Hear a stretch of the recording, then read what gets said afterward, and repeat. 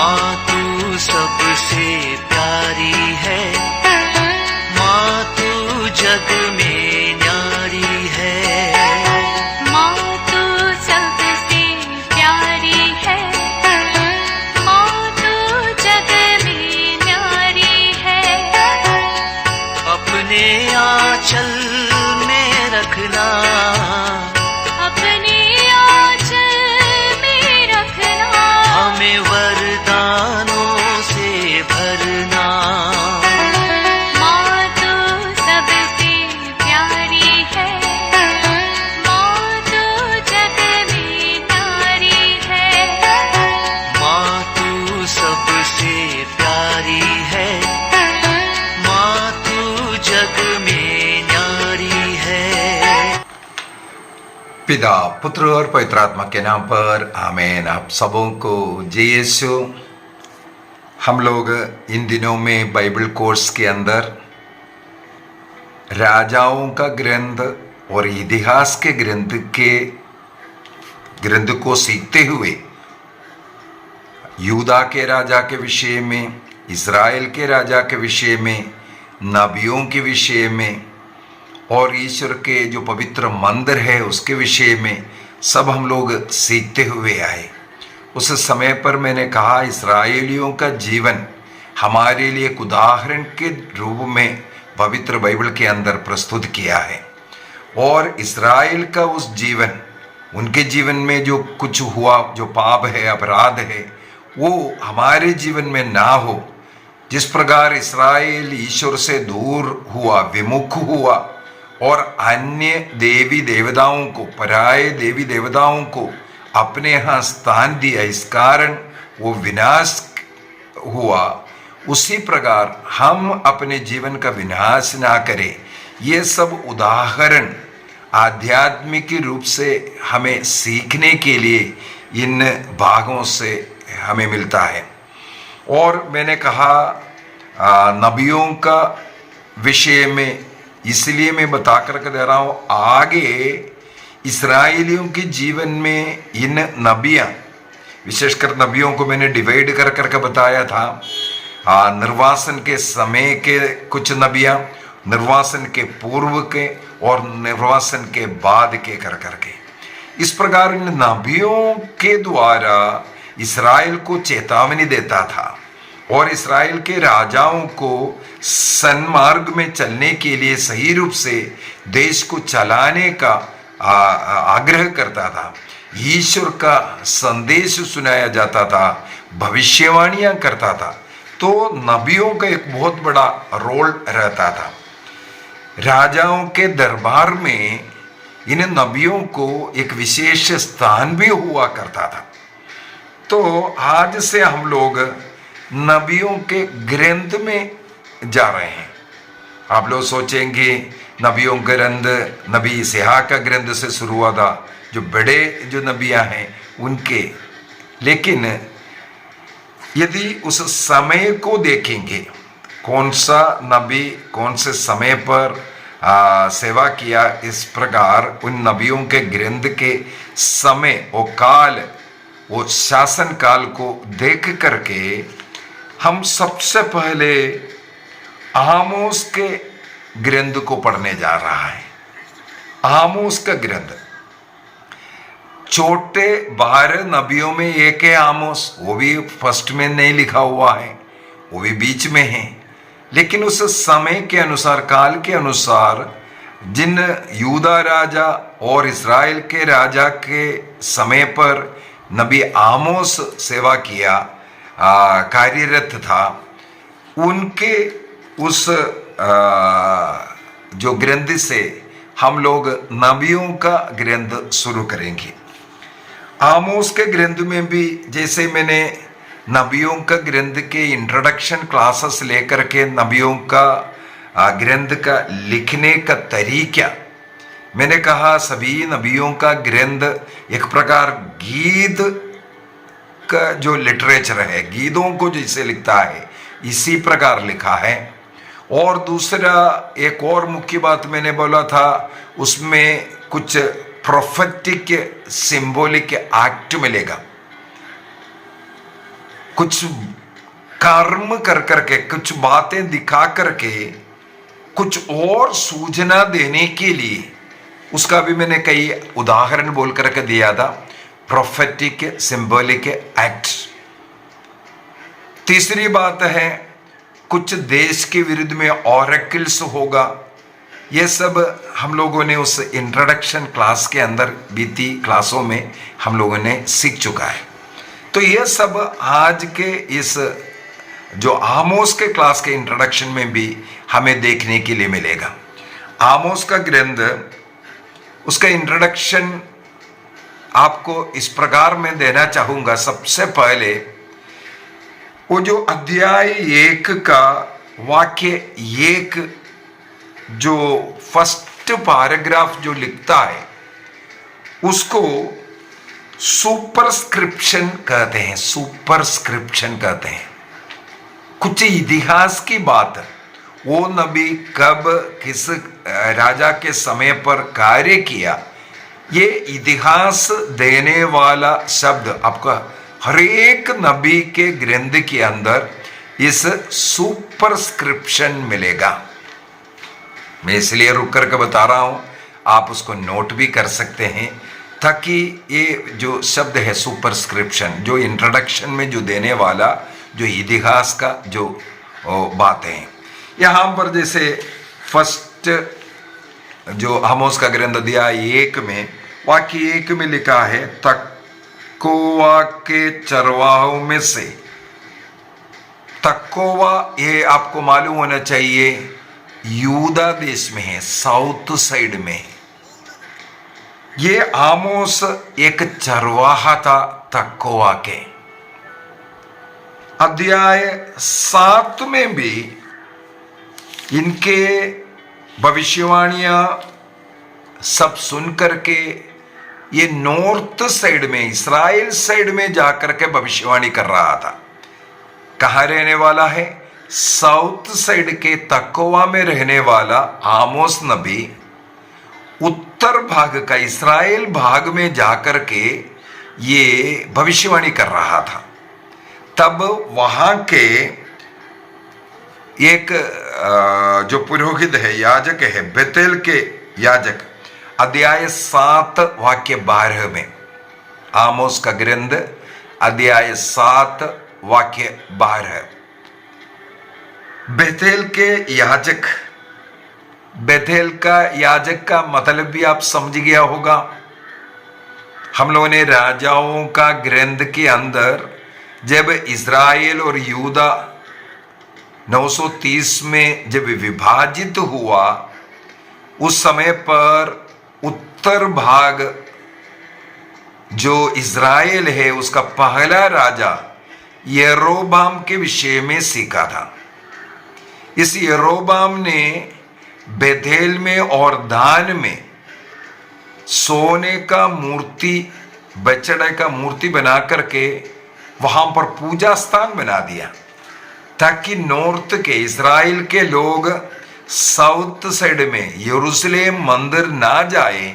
इसके लिए 2 जगहों पर, बेथेल में और दान में, सोने का बछड़े का मूर्ति बना करके उसका पूजा करवाया।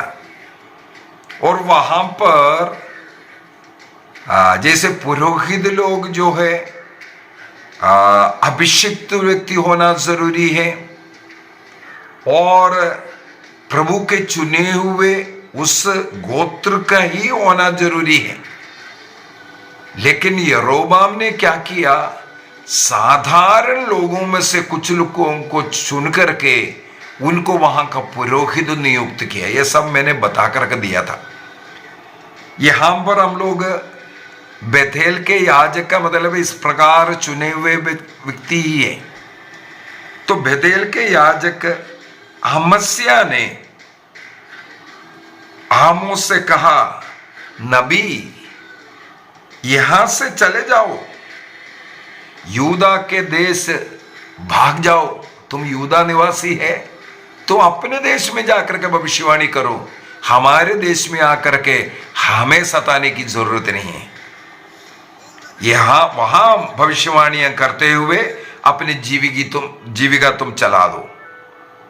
बेथेल में भविष्यवाणी करना तुम बंद कर दो, क्योंकि यह तो राजकीय पुण्य स्थान है, यह राज मंदिर है। बेथेल में राजा यरोबाम ने मूर्तियों को रख करके वहां इस्राएलियों का पाप कराने वाला उस जगह है, यहां पर तुम्हारा कोई काम नहीं है, भाग जाओ करके।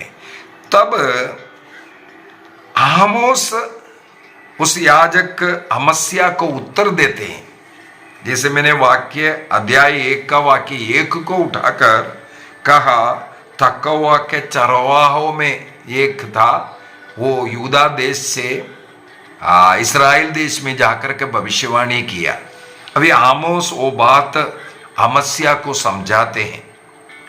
आमोस ने अमस्या को उत्तर दिया, मैं ना तो नबी था और ना नबी का संतान है, ना मेरा पिता नबी है ना मैं नबी है। लेकिन क्या हुआ,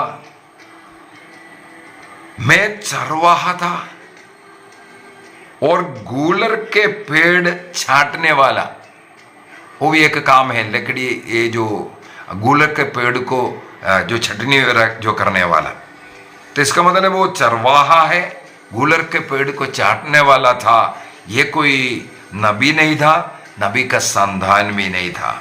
लेकिन क्या आगे लिखा है, मैं चुंड चरा ही रहा था कि प्रभु ने मुझे बुलाया और मुझसे कहा, जाओ मेरी प्रजा इस्राएल के लिए भविष्यवाणी करो। देखो, यही नबी का काम है। नबियों को ईश्वर चुनता है और भेजता है अपनी बातों को सुनाने के लिए। अब तुम प्रभु की वाणी सुनो। तुम तो कहते हो इस्राएल के विरुद्ध भविष्यवाणी मत करो, इसहाक के वंश के विरुद्ध बकवाद मत करो करके।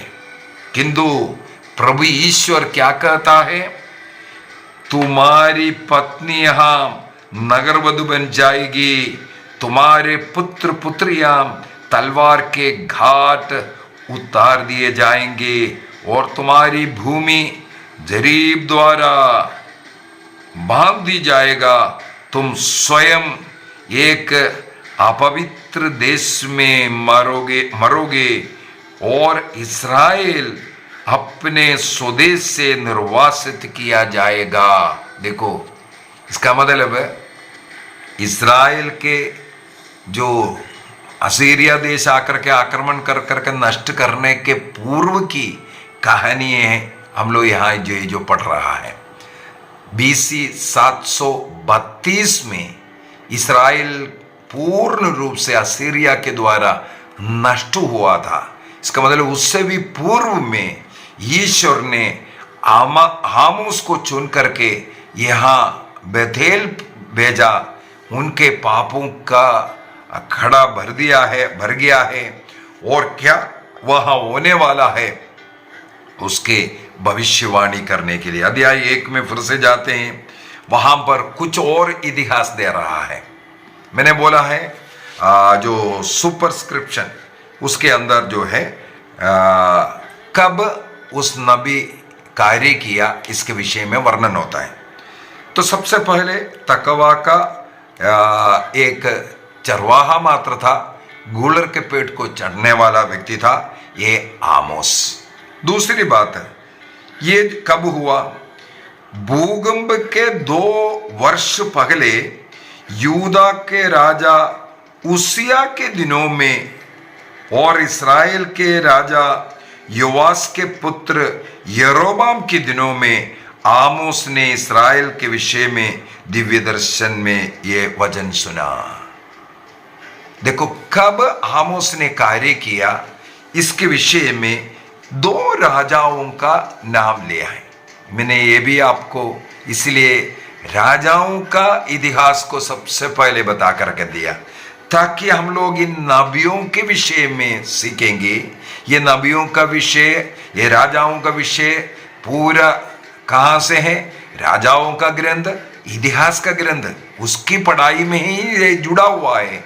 इसलिए वहाँ हम लोगों ने इसके बाद राजाओं के विषय में अलग से सीखा और साथ ही साथ नबियों के विषय में सीखा। अभी नबियों के ग्रंथ में इसलिए जा रहा है, यह सब एक साथ जुड़ा हुआ है। हम लोग कितनी भी बार बाइबल पढ़ते जाएं, कितनी भी बार, कई लोग हो सकता है अनगिनत बार बाइबल को एक ओर से पढ़ा होगा या रोज पढ़ते रहता है, लेकिन इस बाइबल क्लास में हमारे ये प्रयास यह है कि आप इसको इस प्रकार समझना है। इस्राएल का इतिहास राजाओं के ग्रंथ में और इतिहास के ग्रंथ में जो लिखा हुआ बात उसी से जुड़ा हुआ है। आगे जितने भी नबियों का ग्रंथ है, अन्य जो बातें हैं, इस्राएल का विनाश कैसे हुआ और यूदा देश किस प्रकार राजा नबूकदनेस्सर के द्वारा इस्राएल यूदा देश में आकर के आक्रमण करना, यरूशलेम मंदिर को नष्ट करना और बाबुल देश में निर्वासन में लेकर के जाना, ये सब इस इतिहास से जुड़ा हुआ है। तो राजाओं के ग्रंथ के अंदर जो हम लोगों ने उसको अलग ही किया था, इसलिए नॉर्थ के राजा और साउथ के राजा के विषय में, साउथ में उस समय पर उसिया राजा था कर करके लिखा हुआ है। उसिया के विषय में भी हम लोगों ने पढ़ा था। उसिया एक बहुत अच्छा राजा के रूप में सेवा कर रहा था, इसलिए वो 52 वर्ष उसिया शासन किया था। राजाओं का दूसरा ग्रंथ अध्याय 15 वाक्य 2 और इतिहास का दूसरा ग्रंथ अध्याय 26, यहां सब हम लोगों को ये उसिया के विषय में पढ़ने के लिए मिलता है। राजाओं का ग्रंथ अध्याय 14 वाक्य 21 से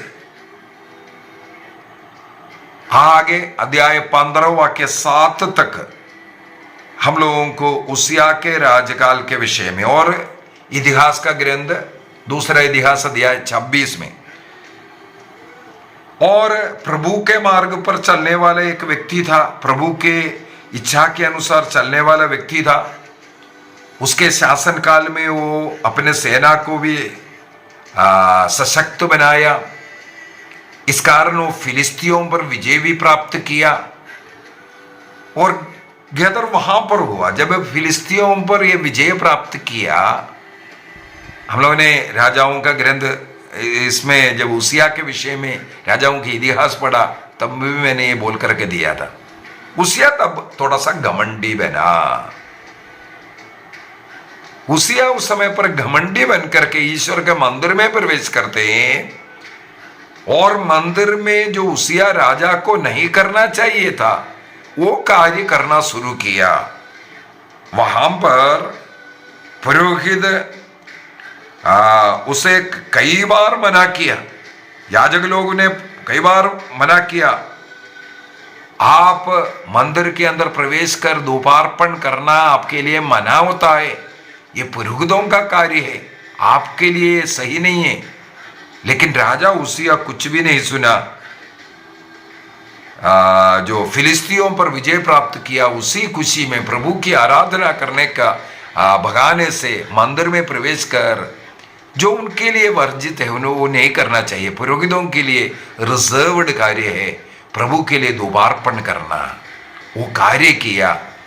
उस समय पर, उसी समय पर उसी मंदिर में धूपार्पण कर रहा था, ईश्वर का एक दंड उन्हें मिला, वो है कोड़, उनके माथे पर कोड़ आया। इसके बाद उनका पुत्र जोथाम उनका मदद करता रहा, क्योंकि ये कोड़ी बन गया था। तो एक प्रकार से अच्छा कार्य करने वाला, ईश्वर के नजर में अच्छा कार्य किया करके भी लिखा, और साथ ही साथ अहंकारी बन करके अपने ऊपर कुष्ठ रोग लेके आने वाला व्यक्ति ये है उसिया। पूरा उनका मृत्यु, इसके बाद 52 वर्ष का राज्य के बाद उनका मृत्यु हुआ। कुछ वर्ष उनका पुत्र जोताम उनका मदद करता रहा इनके कुष्ठ रोग के कारण। तो आमोस का भविष्यवाणी इस उसिया राजा के समय पर था। और साथ ही साथ लिखा हुआ है नॉर्थ में, इस्राएल में कौन था? योवास के पुत्र यरोबाम। योवास का पुत्र, यह भी हमें मालूम है, इस्राएल में एक ही राजघराना, अभिषिक्त राजघराना था। कौन सा है? अभिषेक मिला हुआ। ईश्वर ने नबी एलिया के द्वारा, एलिया जब होरेब पर्वत पर पहुंचा, वहां पर उन्हें वापस करते हुए कहा, तुम जाकर के सीरिया के राजा को अभिषेक करना और एक इस्राएल के राजा के रूप में येहू को अभिषेक करना। तो येहू डायनास्टी हम लोगों ने सीखा था। नॉर्थ साइड में 4 किंगडम है, 4 डायनास्टी, राजघराना। उनमें से चौथा है येहू का डायनास्टी। येहू के डायनास्टी को ईश्वर का आशीर्वाद मिला था, अभिषेक मिला था। उस अभिषिक्त डायनास्टी में 5 राजा लोग। पहला येहू, इसके बाद उनका पुत्र है, येहू के बाद येहू का पुत्र यहोवास, इसके बाद योवास, और उसका पुत्र है ये यरोबाम।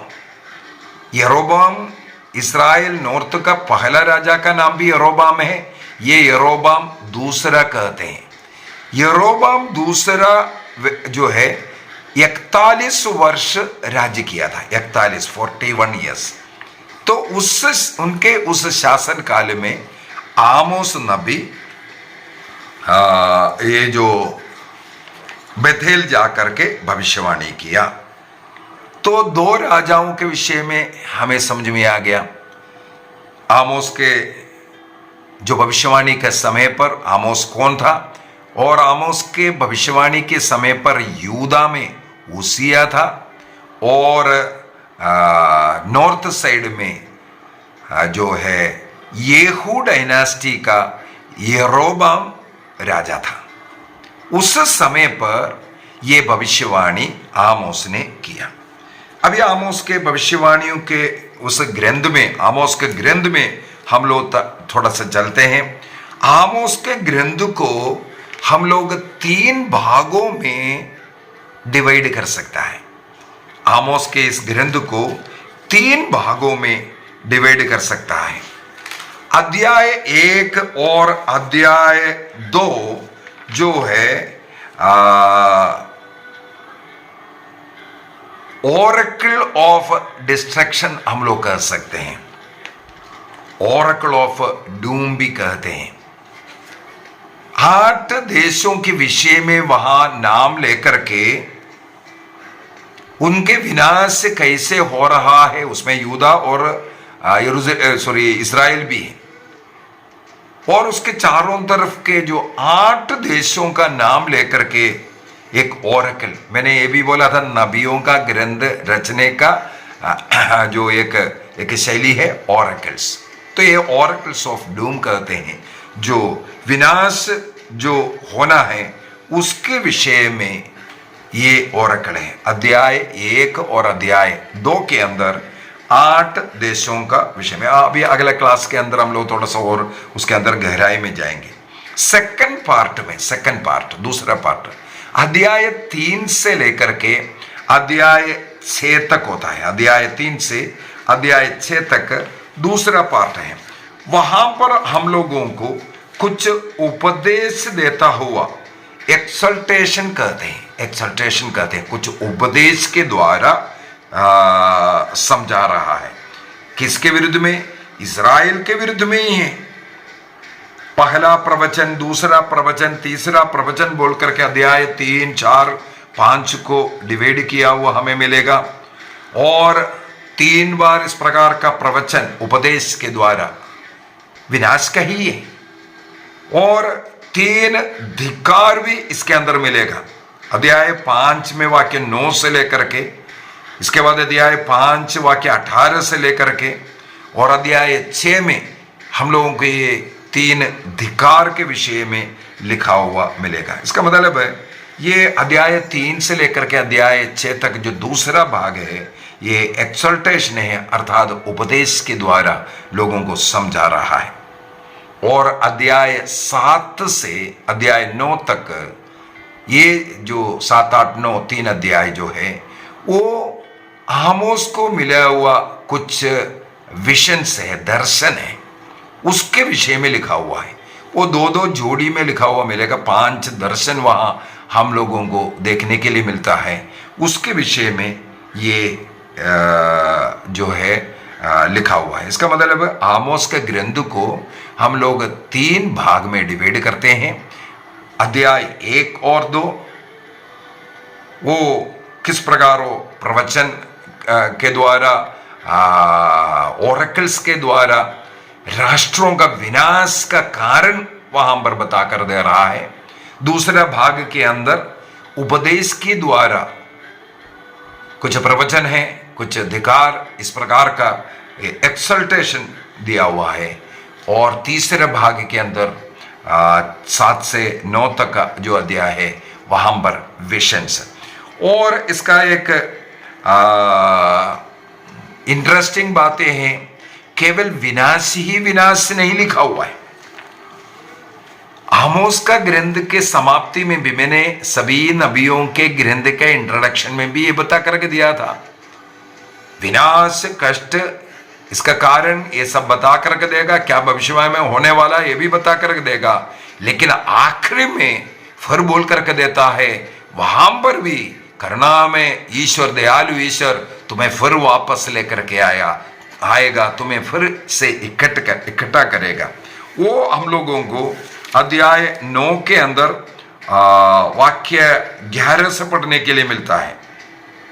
अध्याय 9 का वाक्य 11 से देखो, उपसंहार एंडिंग में यही बता करके दे रहा है, उस दिन दाऊद के टूटा फूटा हुआ घर फिर खड़ा कर देगा। देखो, फिर से खड़ा करने के विषय में, मैं उसकी दरारें भर दूंगा और उसके खंडहरों का पुनर्निर्माण करूंगा।